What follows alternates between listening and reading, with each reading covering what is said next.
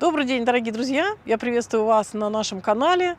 Меня зовут Татьяна, и я расскажу вам сегодня две важные новости из мира возобновляемой энергетики Испании.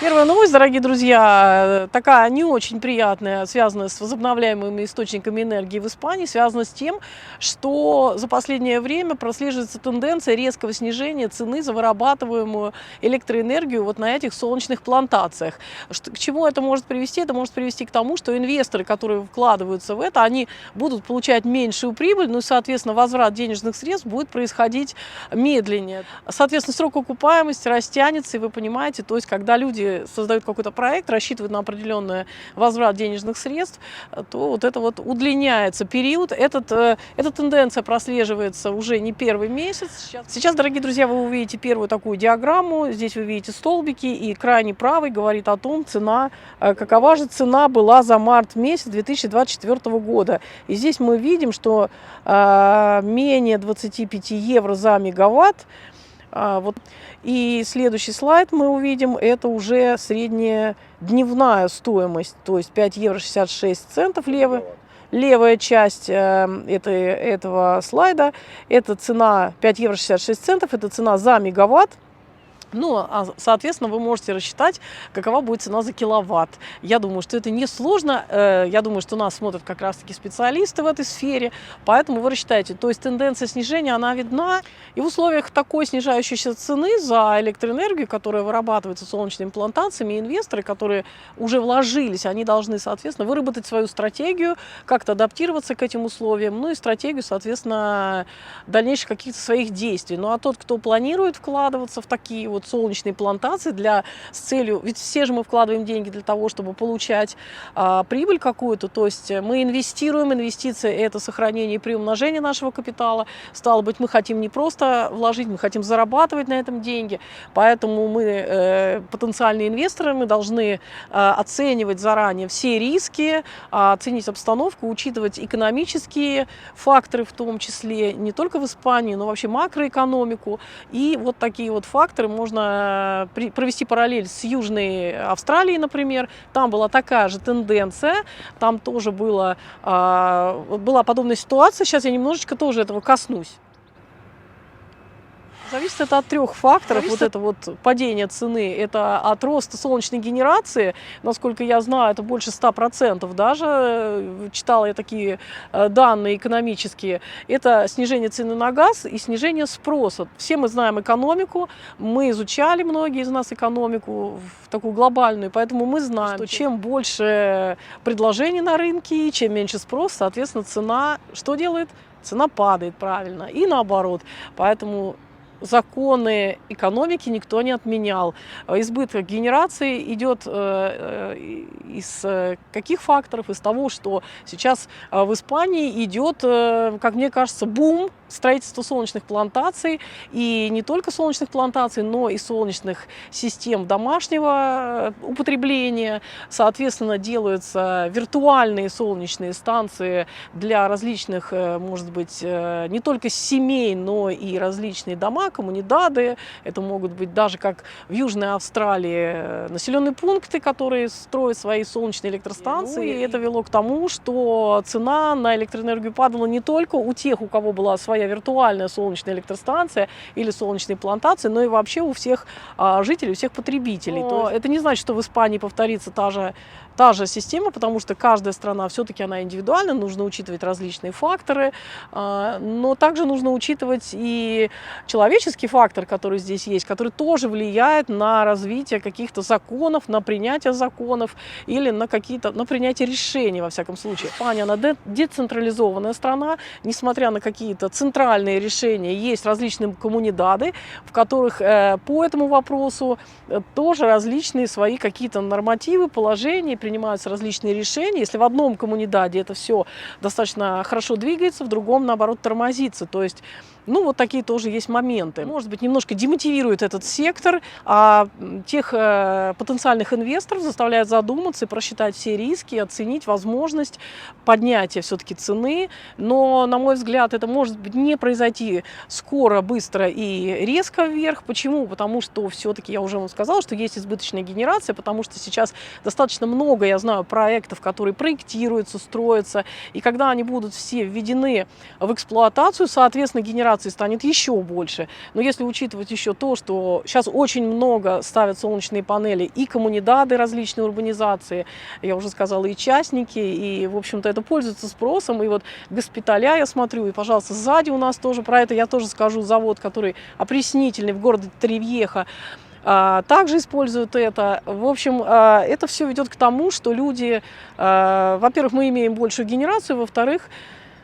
мы стали те часы пиковой генерации, когда солнце светит днем достаточно активно и выработка большая электроэнергии, люди научились экономить. То есть с 10 до 16 мы экономим. Мы, значит, либо мы где-то работаем, либо мы где-то в общественном месте, либо мы проветримся на ветерке, мы стираем ночью, мы посудомойки запускаем ночью.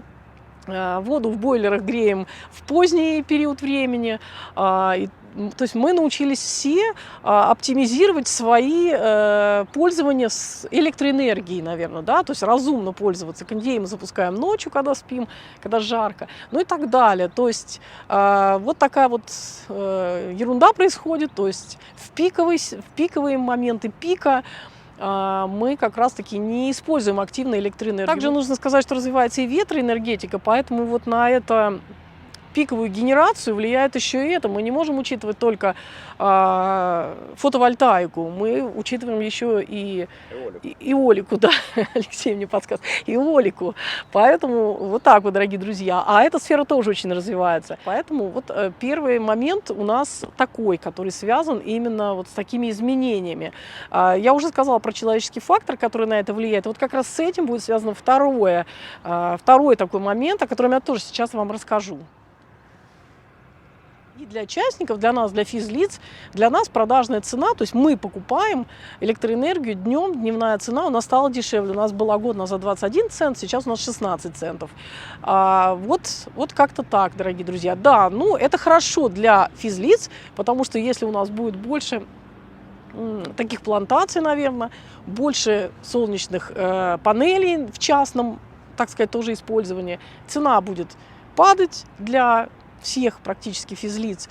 Стоят у вас солнечные панели или нет, ну такая тенденция будет прослеживаться. Да, будут меньше прибыль инвесторам, да, будут дольше возвращаться инвестиции.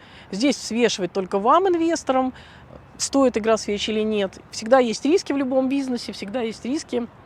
Их нужно просчитывать. Вторая, значит, новость, второе известие, которое у меня есть, особенно это, наверное, для жителей Испании, ну и не только. Мы всегда учимся на примерах других людей, других стран, поэтому рассказываю всем, может быть, кому-то что-то это пригодится. Не случайно выбрали мы этот фон, за моей спиной завод по опреснению, опреснительный завод, опреснительная станция города Торревьеха, она, ну, можно сказать, одна из наибольших, наикрупнейших в Европе, и сейчас ее хотят увеличивать, потому что, ну, массовая застройка у нас идет, увеличивается все, численность населения, наверное, растет, нужно больше, потребность воды, ну, это не суть. И планировалось построить здесь большую плантацию, солнечную плантацию, для того, чтобы вот, ну, вы видите, там есть уже солнечные панели, но планировалось это все увеличить.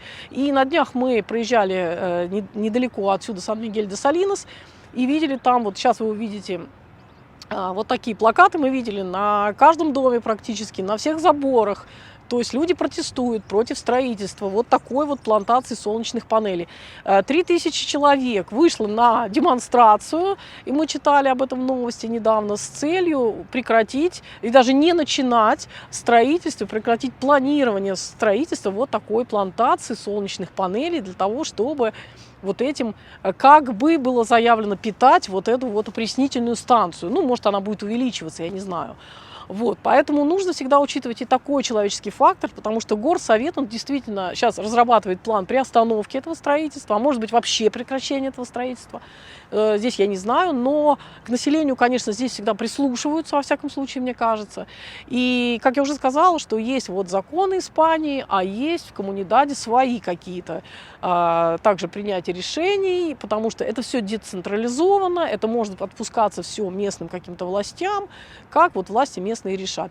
Поэтому люди не все довольны. Почему? Тут опять-таки давайте вернемся к истокам Испании. Испания это все-таки сельскохозяйственная, аграрная страна всегда была. Они выращивали скот, выращивали вот прекрасные сады с цитрусовыми здесь, у нас в частности. И, конечно, люди боятся потерять большое количество денег из-за того, что будут, может быть, уничтожены какие-то сады, или им кажется, что нарушится ландшафт вот этих в районе Розового озера, и люди, они не выступают против самих идей возобновляемых источников энергии, строительства, фотоэлектрических станций, но они не хотят именно в этом месте у себя, там, где у них аграрная зона, где у них зона садов, зона, где они там пасли свой скот, они не хотят, чтобы эти земли переводились вот в данном случае в пользование вот и строительство таких плантаций.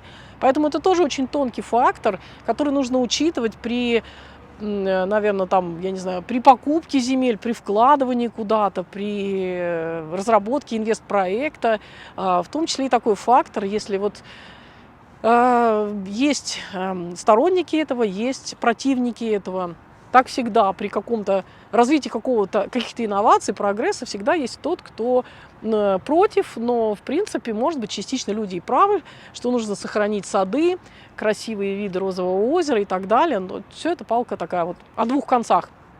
Поэтому есть такой еще момент, который тоже может влиять на принятие решений и на либо развитие, либо какую-то приостановку вот каких-то проектов. В случае, где панели разбивались там в плантациях и так далее, сами или с чьей-то помощью, то есть тут неизвестно, ну, какие-то вредительства, они присутствуют всегда. Все, конечно, застрахованы, но тем не менее. Вот такая есть тоже тенденция. Во всяком случае, вот рядом с нами люди выступают против строительства такой плантации масштабной. Там должно было быть 200 гектар, насколько я прочитала.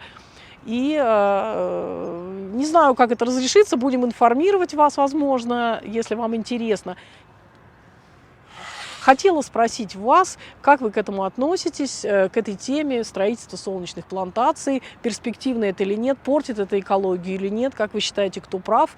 Инвесторы в это, которые разрабатывают такие проекты, вот как здесь у этой опреснительной станции, либо же люди, которые живут на этой земле и выращивают сады, разводят скот, перспективно это или наоборот, это какая-то порча экологии? Ну вот, давайте пообсуждаем это, пишите свои комментарии, может быть, у вас есть какой-то опыт применения в других странах, и это будет полезно действительно. Ну, а с вами была я, Татьяна.